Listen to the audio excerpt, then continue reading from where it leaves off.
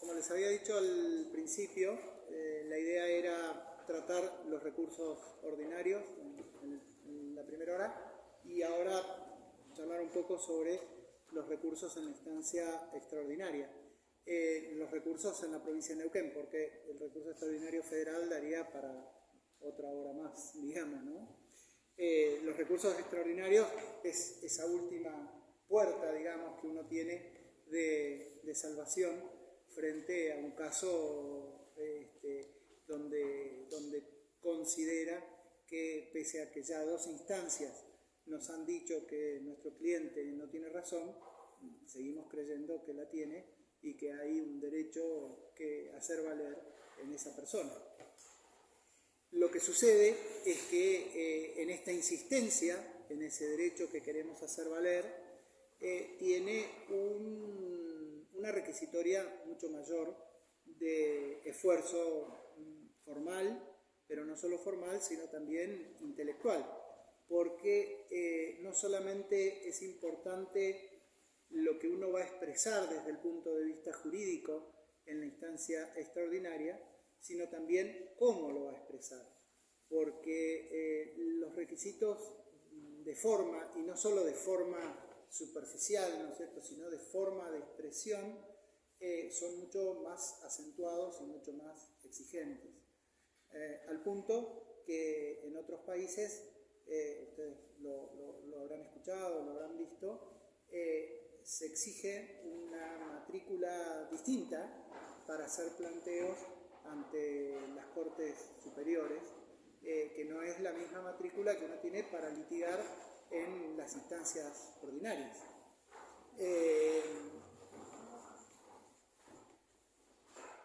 En nuestro caso podemos hacerlo, pero, insisto, hay que tener una cierta práctica o hay que tener, digamos, el conocimiento de cómo se hace el planteo.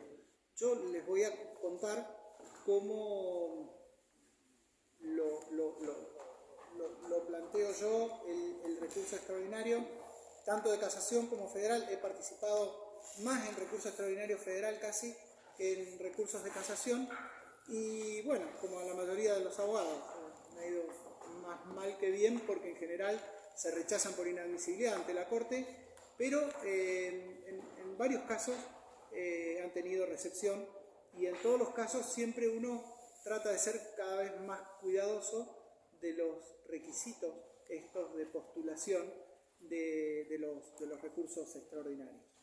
En Neuquén están regidos por una ley que es la 1406 y tenemos tres recursos allí. El recurso de casación por inaplicabilidad de la ley, que es un recurso donde hacemos cuestionamientos, si se quiere, más sustanciales a la sentencia de Cámara.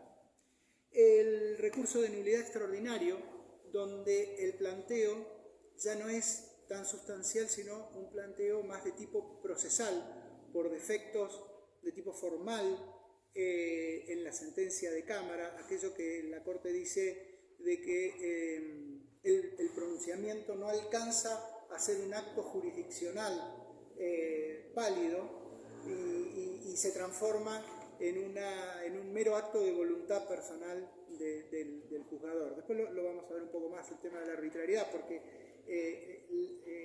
la arbitrariedad también se plantea en determinados casos por el recurso de inaplicabilidad de ley. Y en tercer lugar, el recurso de inconstitucionalidad, que es un recurso que personalmente nunca planteé, tampoco he visto demasiados casos. No sé, vos cuando estabas, María Julia... sí, yo no he visto realmente muchos casos, porque es muy específico.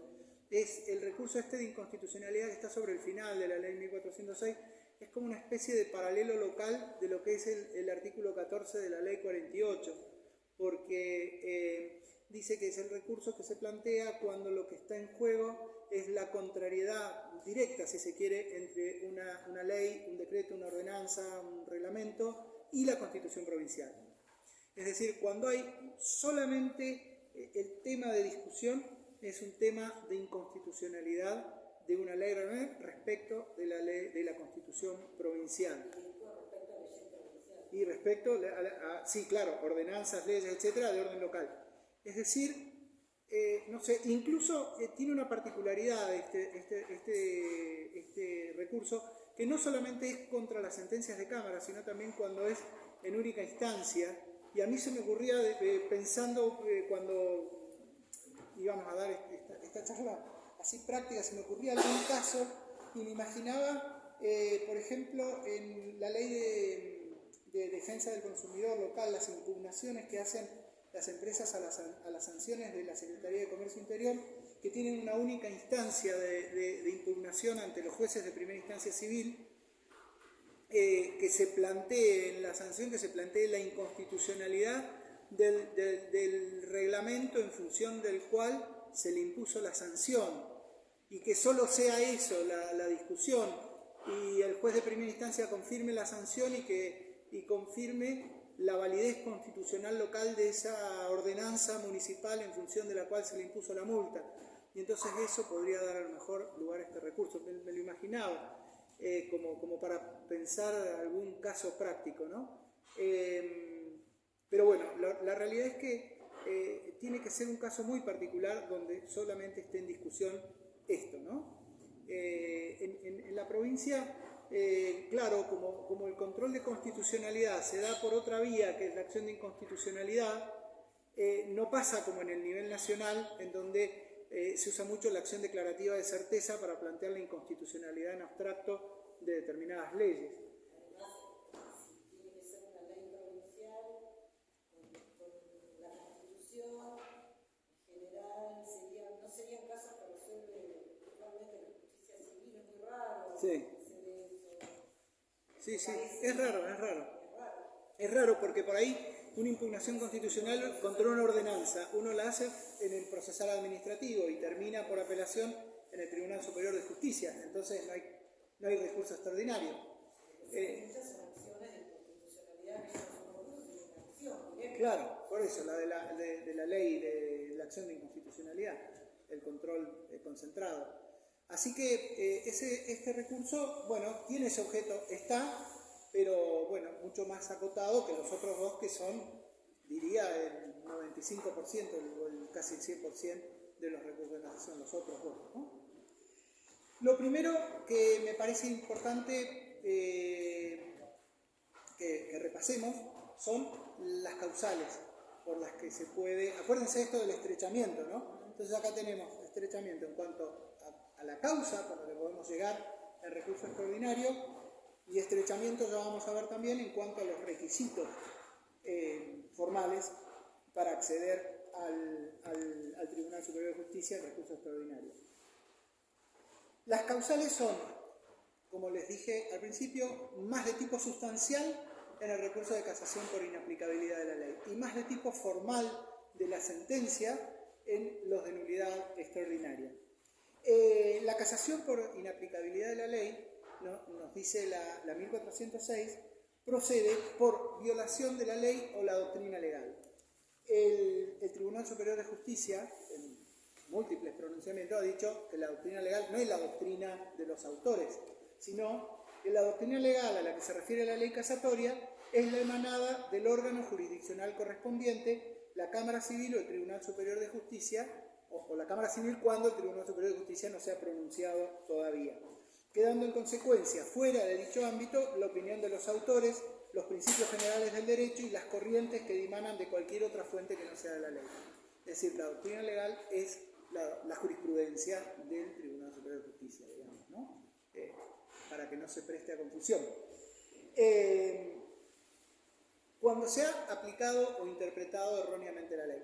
Estos dos incisos, digamos, el primero, violación de la ley, aplicado o interpretado erróneamente la ley, muchas veces se utilizan de modo indiferente. Yo insisto en este tipo de recursos ser lo más preciso posible. Y entonces distinguir. Se está violando la ley, se está aplicando erróneamente una ley que no debería ser aplicada, se está mal interpretando la ley, como les decía hoy, ponerse frente a la sentencia, analizar la sentencia y ver cada una de esas causas, porque son cosas distintas, es decir, no es que la ley repite cosas que son iguales. Por ejemplo, yo, por traer un ejemplo, un artículo que es bastante complejo, que hay que leerlo varias veces, no sé si han tenido oportunidad en algún caso de aplicarlo, que es la ley temporal que trae el Código Civil y Comercial respecto de la prescripción, que hay que leerlo varias veces, ¿no? Cuando dice los plazos de prescripción en curso al momento de entrada en vigencia de una nueva ley se rigen por la ley anterior. Sin embargo, si por esa ley se requiere mayor tiempo que el que fijan las nuevas, quedan cumplidas una vez que transcurre el tiempo designado por las nuevas, contado desde el día de su vigencia, excepto que el plazo fijado por la ley antigua finalice antes que el nuevo plazo contado a partir de la vigencia de la nueva ley, en cuyo caso se mantiene la ley anterior. Es como la regla general, la excepción de la excepción. Entonces hay que leerlo varias veces. Yo tengo un caso, por decir, un contrato, donde la prescripción se produjo antes de agosto de 2015 y se aplica esta norma, o me aplican esta norma. Allí hay una errónea aplicación. Pero si no había prescripto antes de 2015 y me aplican esta norma porque se tenía que aplicar esta norma, pero la aplican mal porque hacen prevalecer el plazo que se extiende más en el tiempo, porque en realidad la única regla que dice acá es que el que vale el que prescribe antes, digamos, hay una errónea interpretación. Entonces, hay que distinguir las distintas causales que prevé el inciso, porque nosotros tenemos que argumentar y explicar, después lo vamos a ver, por qué hay una violación, o por qué hay una errónea interpretación, o por qué hay una mala aplicación de la ley. ¿Me explico? Es muy importante tener en cuenta qué significa cada una de las cosas cuando voy a plantear un recurso de esta naturaleza. Les dije lo que era la doctrina legal. El inciso C, arbitrariedad, dice, y acá hay otras salvedades importantes que hacer. Porque si nosotros nos remitimos a arbitrariedad, arbitrariedad es aquella sentencia que yo les decía antes, según lo dijo numerosas veces la Corte, es esa sentencia que no se erige como un acto jurisdiccional válido porque implica un puro acto de voluntad personal del juzgador. Pero la arbitrariedad, la Corte lo ha dicho y lo tiene bien esquematizado Carrió en esa obra de recurso extraordinario federal, la arbitrariedad puede ser arbitrariedad en cuestiones de hecho o arbitrariedad en cuestiones de derecho. La arbitrariedad en cuestiones de hecho es la arbitrariedad que va por el carril del artículo del inciso C del artículo 15 de la ley 1406. Es decir, la arbitrariedad en lo que es la valoración de los hechos del caso, de la valoración de la prueba y la resolución sobre los hechos del caso. Eso se encamina por el inciso C. Y esto también lo ha dicho numerosas veces y uniformemente lo mantiene el Tribunal Superior de Justicia. Dice, el absurdo en las cuestiones de hecho se da, ya sea en el desvío patente y notorio de las leyes de la lógica, en la desinterpretación de la totalidad de la prueba rendida o en un error de juzgamiento que lleva a conclusiones abiertamente contradictorias entre sí sobre los hechos. Es decir, la arbitrariedad de hecho se encarrila por el recurso de casación por inaplicabilidad de la ley. La Suprema Corte de Justicia de la Provincia de Buenos Aires es por ahí la que ha hecho un raconto más exhaustivo, si se quiere, de estas cuestiones de arbitrariedad de hecho que van por este inciso, por esta causal del artículo 15. No sé, yo me traje una serie de casos que no sé si vale la pena que los lea, les digo 2 o 3. Cuando se omite considerar elementos de juicio que desvirtúan conclusiones periciales, ha dicho que va esta causal casatoria. Cuando se prescinde de prueba esencial y decisiva para la suerte de la controversia. Cuando se valora de modo fragmentado y aislado cada prueba. Es decir, cuando el juez no hace después una unión de eso, ¿no? Cuando se incurre en una ausencia total de valoración de los elementos probatorios aportados por las partes, quedando las conclusiones fácticas despojadas de todo fundamento. Una cosa que me pareció importante, cuando se desconoce el pleno valor de la prueba confesional, condicionándose su eficacia por el argumento que lo declarado en la confesional no coincidía con lo expresado en los escritos constitutivos.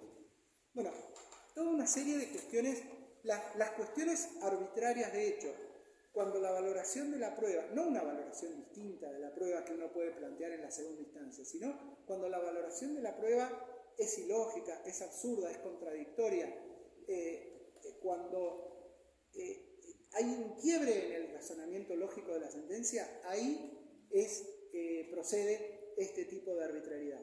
Que insisto, no es toda la noción de arbitrariedad de la Corte Suprema de Justicia, porque la Corte Suprema de Justicia, otros casos de arbitrariedad, vamos a ver que entran en el otro recurso, que es en el de nulidad extraordinaria. Y la cuarta causal de casación por inaplicabilidad de ley es cuando la sentencia contradice un precedente del Tribunal Superior de Justicia que haya sido dictado en los 5 años anteriores al nacimiento del conflicto, pero que además haya sido invocado previamente por la parte que va a plantear el caso. Es como una especie de reserva del caso federal que hay que hacer para llegar a la Corte. Bueno, acá hay que hacer la reserva del precedente, digamos, para después poder plantear la casación por la vía del precedente del Tribunal Superior de Justicia. Estas son las causales del recurso de inaplicabilidad de la ley. El de nulidad extraordinaria son las otras causas de arbitrariedad enumeradas por la Corte Suprema, que son los defectos formales que puede tener una sentencia. Cuando hay un defecto de forma esencial, que es, no sé, por ejemplo, que la Cámara votó un solo vocal, o que faltan las firmas, bueno, defectos formales de la sentencia. Cuando la sentencia no está fundada, es el caso el caso que decía usted, doctor, hoy del rechazo in limine. Ahí ustedes, si van a ver la ley, van a ver que hace una invocación en un artículo de la Constitución. No se confundan porque es el 166 de la Constitución del 57, por un tema de fecha. Hoy creo que es el 238 el que exige que las sentencias sean debidamente fundadas. Pero bueno, cuando no tienen fundamentos suficientes, por supuesto que hay que argumentarlo, ¿no? No es que yo digo, no es el fundamento que a mí me gusta o que yo esperaba y entonces no tiene fundamento. Tiene que ser algo grosero, evidente. Esto que les digo que para mí es la regla número 1 en el tema arbitrario, que es cuando el pronunciamiento no alcanza a ser un pronunciamiento jurisdiccional y es una mera expresión de voluntad del juzgador. Creo que esa definición a mí me gusta mucho de la Corte porque es muy ¿cómo puedo decir? Como muy figurativa para el que la interpreta o para el que la lee, porque claro, uno se imagina el juez, ¿no? Una persona como todos nosotros, pero actúa como órgano judicial, es una cosa, pero si en vez de expresar la voluntad de la ley para el caso particular, lo que expresa es su voluntad como persona, deja de ser juez, y eso deja de ser un acto jurisdiccional por arbitrariedad. ¿Me explico? Entonces, me parece que ese es el quicio de la arbitrariedad, y siempre lo planteo cuando planteo los recursos de arbitrariedad ante la Corte, yo lo planteo.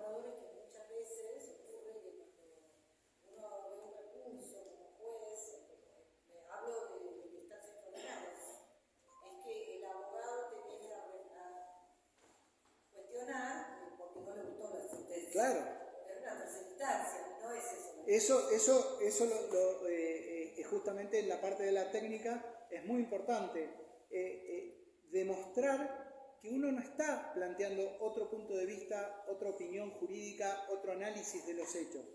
Uno lo que está planteando es que el acto jurisdiccional que se dictó en la Cámara no alcanza a satisfacer los requisitos de ese acto jurisdiccional, del acceso a la justicia y de la tutela judicial efectiva. Hay que demostrar eso, si no, si uno va en una apelación, siempre va a ir para atrás, digamos, el recurso. No va a alcanzar a satisfacer los requisitos del recurso extraordinario. Les decía, la falta de fundamento. Otra de las causales que prevé para la nulidad extraordinaria es la incongruencia. La incongruencia desde el punto de vista, o la congruencia desde el punto de vista lógico, es la coherencia entre dos términos. Trasladado a nivel procesal, esos términos que son la petición o la pretensión y la resolución. Tiene que haber coherencia. Cuando la resolución está resolviendo algo que no se pidió, hay incongruencia. Cuando está resolviendo algo distinto, también hay incongruencia cuando no resuelve lo que se pidió, también hay incongruencia, eso de infrapetita, extrapetita, etc. Bueno, son estos defectos, es decir, la incoherencia entre los dos términos implica incongruencia, que también, por supuesto, hay que explicarlo. Estoy diciendo, enumerando las causales, no estoy diciendo cómo se argumenta, porque eso llevaría más tiempo y después voy a dar algunas pistas, por lo menos, de cómo me parece a mí que debe hacerse. Lo otro es que no tenga sustento en las constancias del expediente. Y aquí, ojo, que es donde se produce la mayor confusión entre esta causal y la causal que les decía de arbitrariedad, de hecho, del inciso C del 15, que da lugar a la inaplicabilidad de la ley. Porque que no tenga sustento en las constancias del expediente, si es un tema de que no tiene sustento en la prueba, es un tema de cuestión de hecho y va por la otra causal. Cuando no tiene sustento en las constancias del expediente es, por ejemplo, que la sentencia acepte un postulado de la parte actora pasando por alto que había sido contestado y había sido negado por la parte demandante, y por aceptado una cuestión de hecho, digamos, que estaba puesta en conflicto. Entonces, hay una constancia del expediente que no es un tema de prueba, sino la contestación de demanda, donde una de las partes dijo tal cosa y la litis quedó trabada de tal manera que está contradicha en la sentencia. Hay una contradicción, digamos, entre la sentencia y cómo quedó trabado la litis según lo que surge de los escritos. Bueno, sería como caso que la Cámara tomara como no controvertido el hecho que fue negado. Por ejemplo, para mí ese es un caso de que hay una contradicción con las constancias del expediente, que no es un tema de prueba que vaya por el otro. Pero, digamos, si uno tiene la duda, puede hacer el planteo, digamos, de las dos causales. Lo que no puede hacer es hacer la misma argumentación y poner las dos causales. Esto es muy importante por ahí que se distinga. Yo puedo decir, esta sentencia entra por la arbitrariedad del C, por la cuestión de hecho, etcétera, etcétera. Tengo duda y digo, bueno, pero también porque contradice la constancia de la causa. Pero tengo que fundarlo separadamente y explicar separadamente por qué entra en uno y otro. El Tribunal Superior de Justicia, lo mismo la Suprema Corte de Justicia de Buenos Aires, eso siempre ha sido enemigo de lo que llama la fundamentación promiscua de las causales. Es decir, yo no puedo decir, bueno, está este problema, encuadra en inciso A, B y en el 18, que es el de nulidad extraordinaria, porque no va a funcionar así. Yo tengo que cada causal, ¿no es cierto?, lo que les decía antes, partir de la sentencia, cada causal decir por qué encuadraría esa sentencia en esa causal. Y después también prevé como causal el 18 que se resuelva respecto de quienes no son parte en el juicio o que resuelva cuestiones que estaban firmes. Por ejemplo, una sentencia de segunda instancia que resuelva algo que no había sido objeto de apelación de la sentencia de primera instancia. Que muchas veces puede llegar a pasar porque el límite, ¿no es cierto?, del juez de cámara está dado por los agravios, es decir, por el planteo que hacen los recurrentes.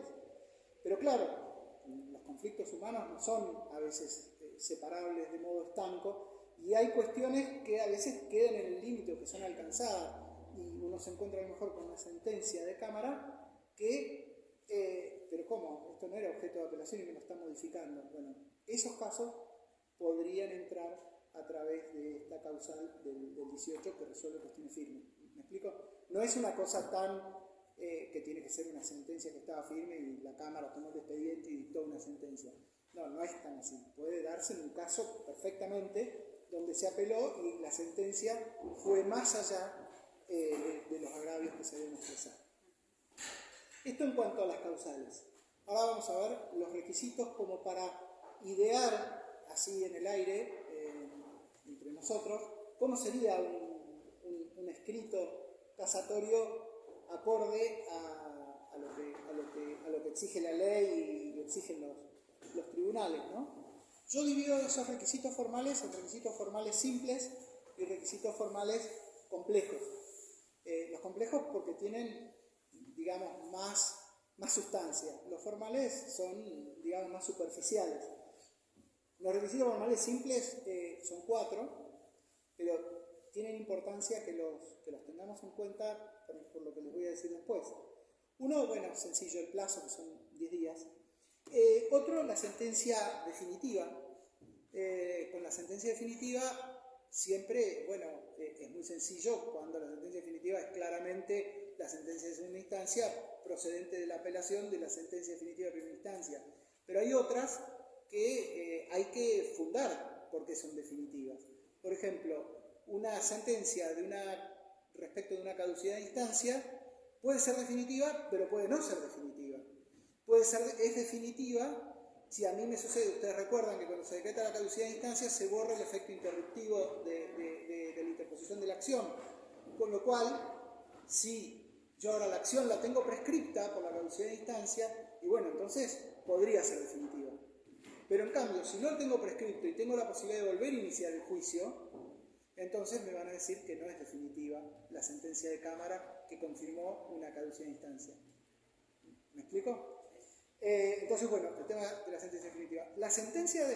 La sentencia no definitiva en la ley neuquina, además, puede ser salvada cuando se invoca y se demuestra el interés institucional.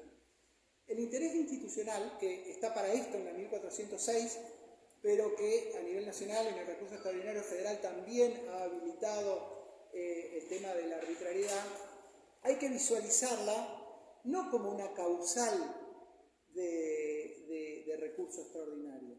La gravedad institucional es una circunstancia que rodea el caso. Es distinto. Yo no puedo invocar como causal de casación la gravedad institucional. No es causal. Las causales son las que vimos antes. La gravedad institucional es una circunstancia que permite eludir determinados requisitos de forma y permitir el acceso a la vía extraordinaria. Y la gravedad institucional es cuando el caso, digamos, la trascendencia del caso supera el interés de quienes están litigando, digamos, para decirlo en términos simples. Pero insisto, es una circunstancia propia, una característica del caso, no es una causal ni de arbitrariedad ni una causal de recurso extraordinario. El otro requisito formal es el monto del caso. Si es de monto indeterminado, no hay problema, pero si se está reclamando una cuestión económica, tiene que ser superior a 2 veces el sueldo de juez de primera instancia. La forma práctica de hacerlo es a través de algo que todos conocemos y tenemos acceso, que es el valor del jus multiplicado por 200. Entonces, si ustedes tienen el valor del jus 7.000 pesos más o menos hoy, multiplican por 200, 1.400.000 es el monto mínimo para la interposición del recurso de casación, que es el de casación por inaplicabilidad de la ley. El de nulidad extraordinaria no tiene monto mínimo. Lo otro es un depósito que hay que hacer, que el depósito es de un porcentual del caso, que es el 5% del valor del juicio, pero tiene un mínimo del 10% del sueldo de juez de primera instancia y un máximo del 20%. O sea que siempre va a estar en el rango de hoy entre los 70.000 pesos y los 140.000 pesos. Y una cosa importante, que más que acordarse de los números, es que el depósito hay que hacerlo a la orden de la Cámara de Apelaciones, porque muchas veces hay una cuenta abierta, a lo mejor en el expediente, y van y depositan en la cuenta de ese expediente. Eso no vale como depósito y los van a intimar a arreglarlo. Tampoco es a la orden del Tribunal Superior de Justicia, sino a la orden del tribunal cuya resolución se está apelando. Estos son los 4 requisitos formales simples que les llamo, pero que tienen su importancia porque no es que el Tribunal Superior de Justicia se los va a analizar de oficio. Es decir, no es que ustedes presentan ahí la boleta, no dicen nada del monto porque se confiaron de que era un juicio de $10 millones y etc. Hay que fundarlo, hay que demostrar en el escrito que estoy presentándolo en plazo, que me notificaron tal día y lo presenté tal día, hay que demostrar que el monto supera este mínimo que les decía, hay que demostrar que la sentencia es definitiva y hay que decir que se está acompañando el depósito y que se puso a disposición de la Cámara de Apelaciones. Eso, por favor, no olvidárselo. Ya sé, me van a decir, no, bueno, pero si lo presenté entre los 10 días me van a decir por presentado o traslado. Está bien, pero hay que ponerlo en el escrito. Yo creo que hay que ponerlo. Los requisitos formales complejos que les llamo son dos: la autonomía y la suficiencia, que son lo más complicado, digamos, de elaborar en un recurso extraordinario y en un recurso de casación. Estos dos requisitos están también presentes en el recurso extraordinario federal y tienen el mismo sentido, digamos. Un recurso extraordinario es autónomo, y esto se lo ha dicho desde el año, yo tengo fallos desde el año 92, un año después que me recibí, y del año pasado, pero siempre se dice lo mismo, digamos, de la autonomía, y lo dice el Tribunal Superior de Justicia, lo dice la Corte Suprema de Justicia, es decir, no hay dudas con eso. El requisito de autonomía se cumple cuando el escrito permite comprender cuáles han sido las pretensiones de las partes, cómo ha quedado trabada la litis, cuál ha sido el desarrollo del proceso y el resultado de las instancias anteriores.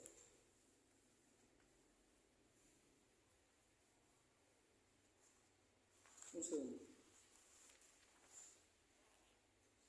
En lenguaje más moderno, digamos, porque este es más de ahora, de la misma, es autónomo cuando de la pieza recursiva surge un relato completo, preciso, claro, objetivo y veraz del desarrollo del proceso y de las resoluciones recaídas.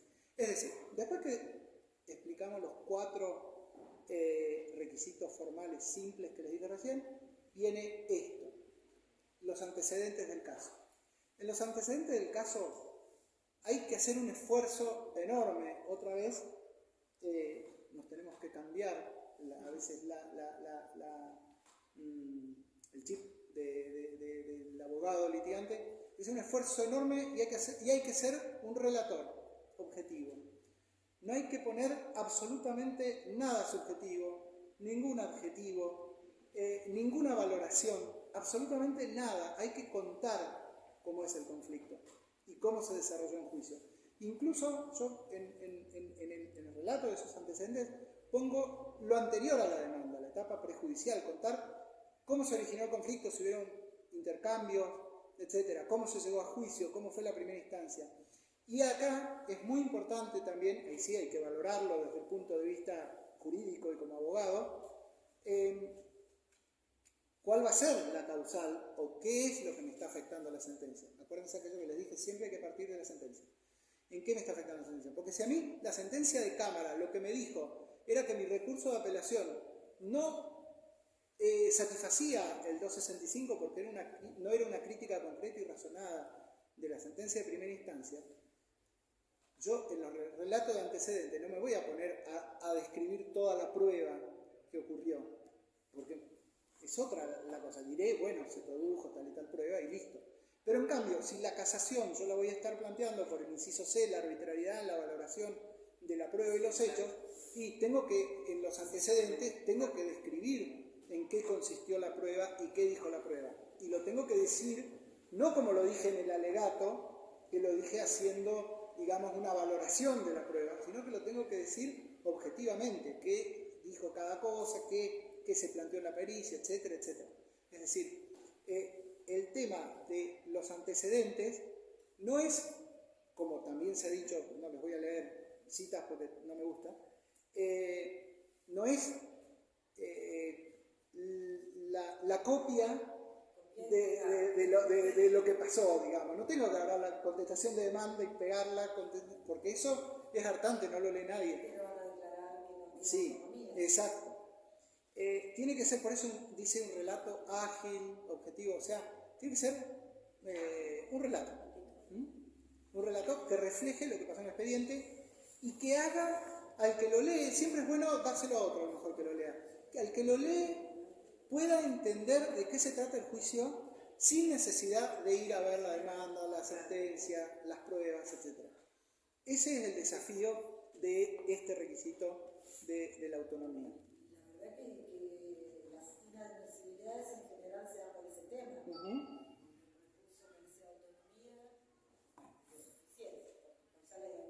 Sí.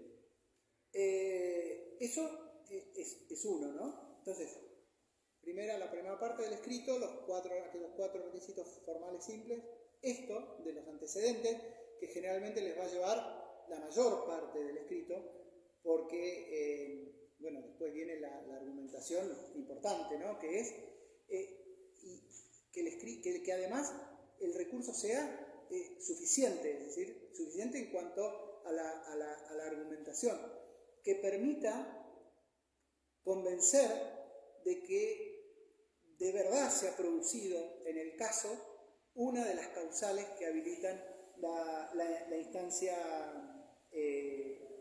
extraordinaria.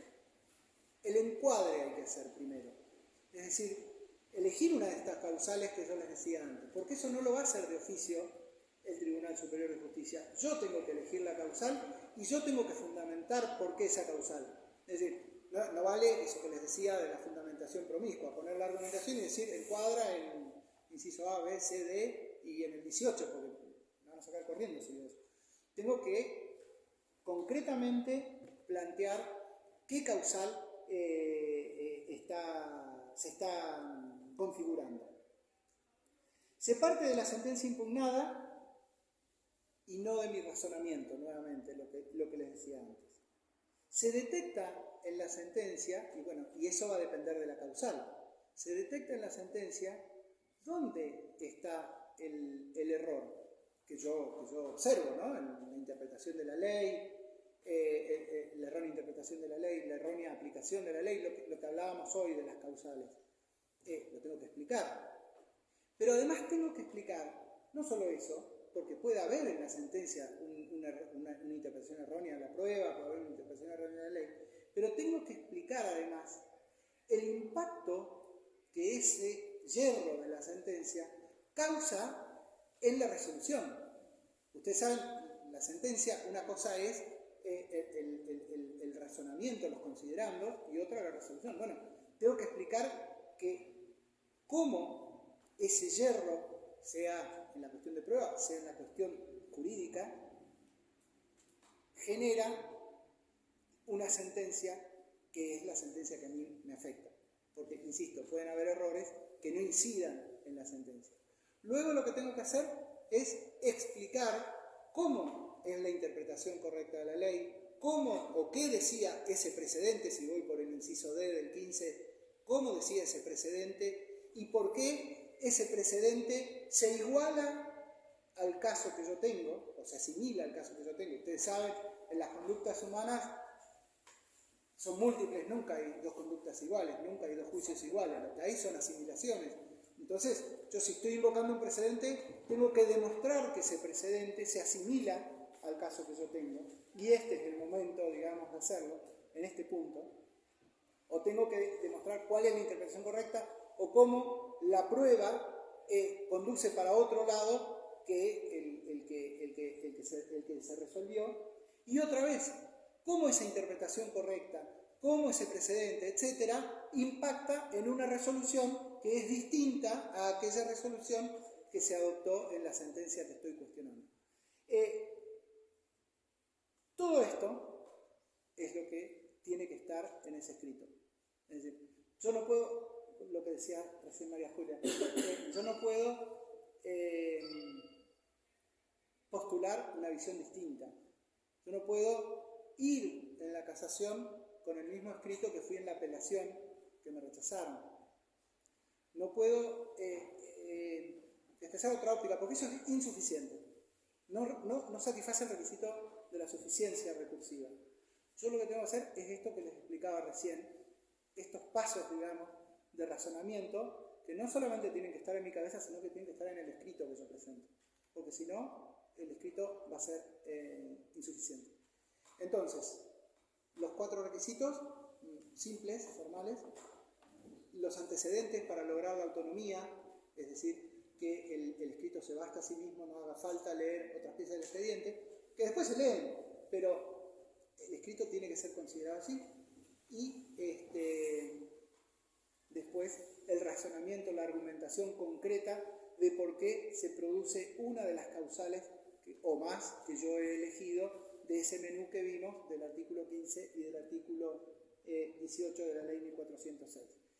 Esto del escrito autónomo y suficiente, uno lo visualiza muy bien en el recurso de queja ante la Corte Suprema de Justicia, por ejemplo.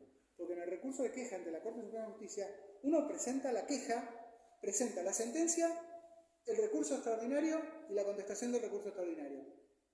Nada más. Y la Corte resuelve con eso. Y con eso se tiene que dar cuenta de cómo fue todo el juicio en todas las instancias previas provinciales. ¿Me explico? Sí, sí. Entonces, esto de la autonomía, está bien, uno en la casación dice, bueno, sí, pero el tribunal igual mira todo. Sí, pero no es tan así, porque cuando uno plantea la queja en la Corte nada más tiene mi escrito de queja que tiene 10 páginas, no más. Que la abre para abrirla, Se basa en eso. Claro, por eso es lo que... Pero en casación se acompaña documental también. No. O sea, el escrito nada más. No, pero lo que quiero decir es la importancia de la autonomía. La casación va el expediente entero. Va todo entero. Por eso digo, El relato del escrito es... claro, quizá no me expresé bien lo que quería significar. Yo lo que quería decir es la importancia de la autonomía del escrito. Que en la casación, como va todo el expediente, uno dice, bueno, igual van a poder ver. Pero no, hay que ponerlo. Y uno ve la importancia, digo yo, en la queja ante la Corte, porque la Corte toma las quejas y pone el certiorari solo con el escrito de queja, digamos, y el recurso extraordinario, la contestación del recurso extraordinario. Entonces, es muy importante esto de la autonomía. Bueno, la autonomía y después la argumentación. Esto, como les decía hoy, es lo que de acuerdo a la ley y de acuerdo a lo que uno, digamos, como abogado y en la experiencia, considera que satisface los requisitos formales de la presentación de un recurso extraordinario. Pero está el otro lado, como les decía, a medida que se estrecha, también aumenta la discrecionalidad o la arbitrariedad muchas veces de la decisión judicial. Y uno hace este escrito y está satisfecho, pero está satisfecho, digamos, el requisito, pero quien resuelve no es uno acompaña al cliente en lo que considera que es su derecho, que resuelve es el juez, y muchas veces en este nivel, digamos, decisional de lo judicial, hay herramientas que cuentan con las que uno poco se puede defender, porque frente a una decisión que le dice, porque lo he visto, que dice, el escrito es un relato ágil, claro, todas las instancias del proceso, pero faltan algunos argumentos de la sentencia de segunda instancia. Y uno se queda ahí, ¿cuál será ese argumento? ¿Qué sé yo? Y fue inadmisible. No atacó todos los argumentos. Claro, y entonces, ¿qué tenía que hacer? ¿Copiar toda la sentencia? Piensa. No que no atacó, sino que le dicen que no relató todos los argumentos.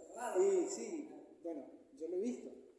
Entonces, ¿qué le queda a uno? El recurso extraordinario federal. Pero un recurso extraordinario federal contra la inadmisibilidad de una casación es un 0,5% de posibilidad. Entonces, bueno, uno tiene que resignarse ahí a que, bueno, en eso no decide uno hace lo mejor posible, pero créanme que con estas pautas que más o menos les di, es lo mejor posible para un recurso de casación. Yo hoy no sé a quién le comentaba, justamente en esa acción de amparo, que fue bien en primera instancia, fue bien en segunda instancia, en un tema previsional, relacionado también con la caja previsional de profesionales, bueno, un tema bastante complejo. Después se plantea la casación esa no cumplía ni con la autonomía, ni con la suficiencia, con nada. pero el tema le interesó al Tribunal Superior de Justicia y lo declararon admisible.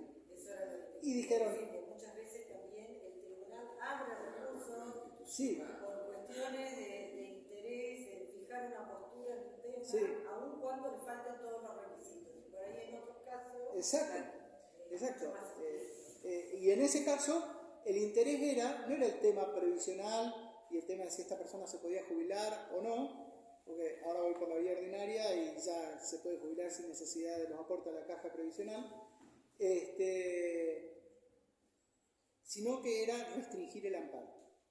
Entonces, claro, lo toma porque lo que quería era que no se habiliten amparos por temas previsionales, evidentemente.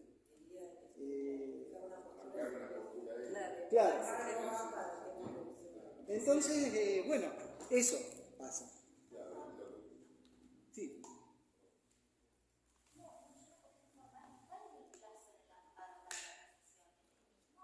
No, 10 días. Porque la ley de amparo termina con la apelación. Claro, y para la casación aplica la 1406. Sí, es un tema que siempre genera duda, pero sí. Y a nivel federal pasa lo mismo. Yo tengo varios en trámite, ¿no? Tengo varios amparos en la Cámara de Roca. La Cámara de acá fue copiada de la Ley Nacional de Amparo. Sí, sí. Y después se hicieron algunas modificaciones, pero en su momento, habrá sido años 90. Antes, cuando estaba, porque fue un proyecto del doctor Natali. Sí, el doctor Natali fue que era el diputado. la propuso Sí. y la mandaron al tribunal. Pero tiene una diferencia muy importante para mí la ley de amparo nacional con la provincial, porque la ley de amparo nacional tiene la visión que venía de la jurisprudencia de que el amparo es contra el acto de autoridad pública y no hay un traslado de demanda y se le pide el informe a la autoridad pública, que decía, al director de escuela, al comisario. En cambio, la ley provincial es un traslado a la provincia y contestan como una contestación de demanda aparte del informe. Es una diferencia. La doctrina dice que ese informe es un verdadero traslado de demanda. En general, Sí, claro, sí, cuando sí. se hace el informe más o menos Se contesta demanda, sí. Pero en la ley provincial está más claro eso. En la ley nacional es como más abierta.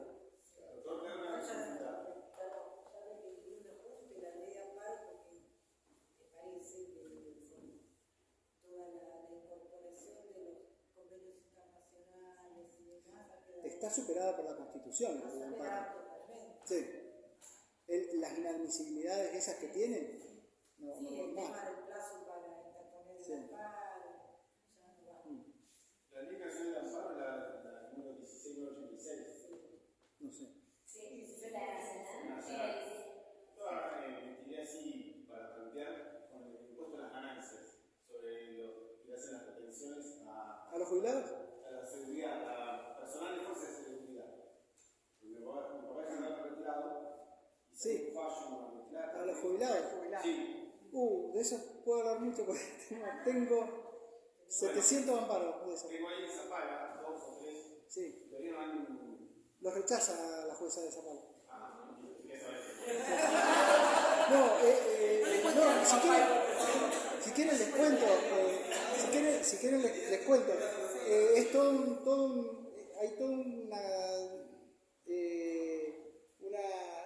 es interesante toda la evolución del tema. Empezó la Cámara Federal de Paraná a saludar, considerando que las jubilaciones, los ingresos por derecho previsional no podían ser objeto del impuesto a las ganancias.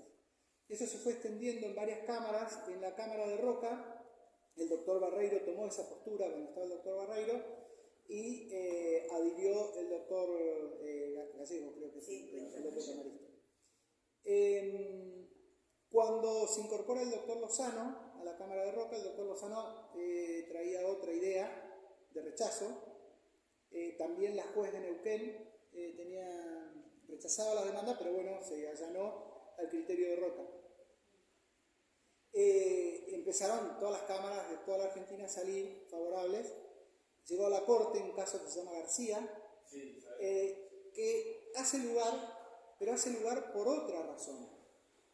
No porque en general no sean objeto del impuesto a las ganancias, los saberes previsionales, sino porque consideró que la ley argentina no consideraba de modo correcto y con las protecciones internacionales las distintas situaciones de vulnerabilidad que tenían las personas mayores, sino que hacía solo al corte y por una cuestión puramente económica, decía si gana más de tanto, paga, si gana menos de tanto, no paga, y dijo, en tanto se mantenga este sistema, es inconstitucional. Entonces, acá en Roca, el doctor Lozano dijo, eso que dice la Corte sí, lo comparto, yo no creo que sea inconstitucional per se cobrarle a los jubilados, pero esto que dice la Corte es correcto, es inconstitucional.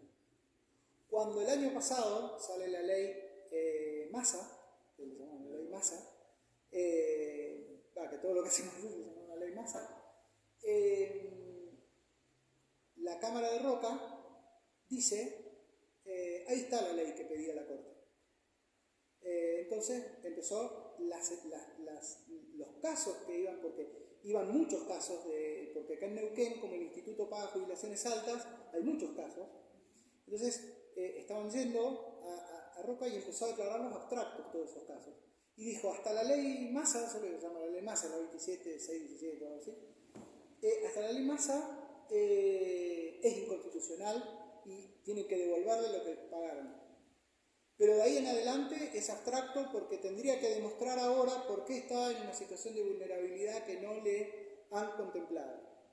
Y ahí quedó. Y entonces la juez de Neuquén, que estaba en contra de eximir del pago de ganancia a los jubilados, empezó a rechazar las demandas y la juez de Zapala lo mismo. Y en esa situación estamos. La Cámara de Roca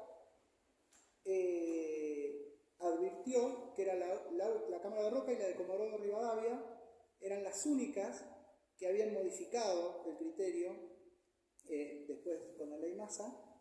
A la Cámara de Comodoro Rivadavia, la Corte Suprema en enero de este año le modificó una sentencia porque la Corte Suprema lo que está haciendo es, de todas las cámaras del país llegan y les aplica el certiorari a los recursos de la FIP. Le dice, le rechaza los recursos extraordinarios y deja firme las sentencias de cámara. Entonces, la FIP plantea, no, pero la Corte no se está pronunciando, dice que es inadmisible nuestro recurso. Entonces, lo de la Cámara de Roca sigue vigente y tratan de traer de otros lugares del país, tratan de traerlos acá para que lo rechacen. Y la Cámara de Roca se vio en este problema porque la Corte Suprema, el único recurso que abrió en los últimos 2 años es este que viene de Comodoro Rivadavia. Lo abrió para revocar, es decir, lo que aplica el 280 es cuando las cámaras hacen lugar a la exención del impuesto. Pero no aplicó el 280, sino que lo abrió y ordenó aplicar el caso García a este de la Cámara de Comodoro Rivadavia, que ahora también hace lugar. Es decir, que de todo el país, la única que no hace lugar por ahora es la Cámara de Roca y tiene acumulado como 3.000 acciones de amparo hoy día desde el año pasado, porque se dio cuenta que estaba en esta situación y se ve que no se sabe bien qué sentencia van a sacar. Así que esa es la situación. Zapala te van a rechazar.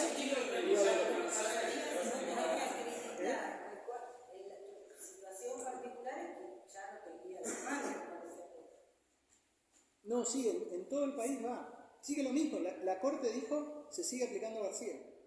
Porque la ley Massa no modificó la situación que había antes. Lo único que hizo fue elevar el mínimo no imponible. Claro, eso lo hizo. Claro, nada. Lo que hizo fue llevar no me acuerdo, 6 jubilaciones mínimas, llevarla a 8. Fue lo único que hizo. Entonces, pero como en Roca estaba el doctor Lozano, que tenía la idea de rechazar, entonces dijo, no, esta es la ley, y lo dejó. que es muy gracioso porque la juez de Neuquén, la doctora Pandolfi, dice, la ley Massa no cambió nada, sigue siendo la misma ley, pero como ahora la Cámara de Roca dice que con la ley Massa lo arregla y yo estoy en contra de eximirlo del pago de ganancias, entonces rechazo la demanda. Pero le dice a la Cámara, se equivocaron, la ley Massa no cambió nada, estamos en la misma situación de antes. Se le dice a la Cámara, usted está equivocado, pero yo te rechazo porque vos decís que hay que rechazar, digamos. Sí, una cosa así. Cero criterio crítico tiene eso. ¿Qué sé yo? No sé. Pero es todo un digo, el tema de... La jueza de acá, Silvina Domínguez, ¿cómo argumenta? No, se adhiere al criterio de la Cámara de Roca. Dice que con la ley esta 27617 se dio solución y que ahora es necesario utilizar otra argumentación para demostrar la inconstitucionalidad en el caso. Así que ahí está. ¿Y abren la prueba en el amparo? En Neuquén abren la prueba porque la Cámara de Roca, como suponemos que está por cambiar el criterio, la Cámara de Roca incluso abre a prueba y pide como que demostremos que a este momento le están descontando. Entonces hay que hacer un oficio al instituto en primera instancia y después cuando va la apelación hay que hacer otro, pero no saca la sentencia, así que no sé. Pero yo creo que va a salir antes de fin de año. ¿Quieren ahí? Ahora, en este momento están ahí juntando. En Roca están, sí.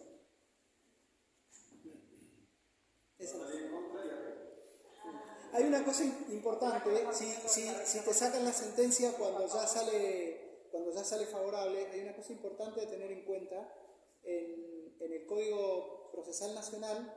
Si vos tenés sentencia de primera instancia favorable y te la confirman en Cámara, cuando te plantean el recurso extraordinario federal, no es suspensivo, podés ejecutar la sentencia.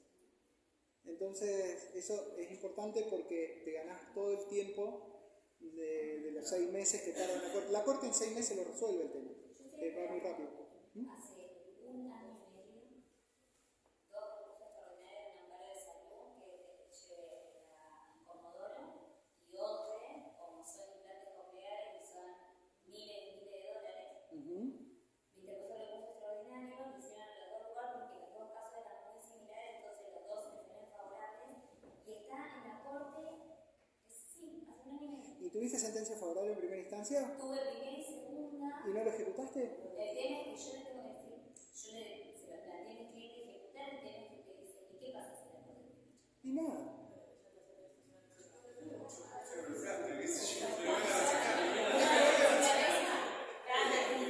Sí.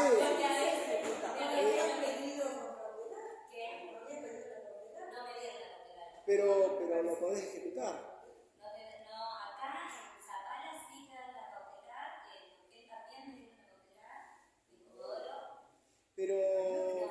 Pero si pediste una cautelar, si te animaste a pedir una cautelar y la ibas a ejecutar con la cautelar, la podés ejecutar ahora sin necesidad de cautelar.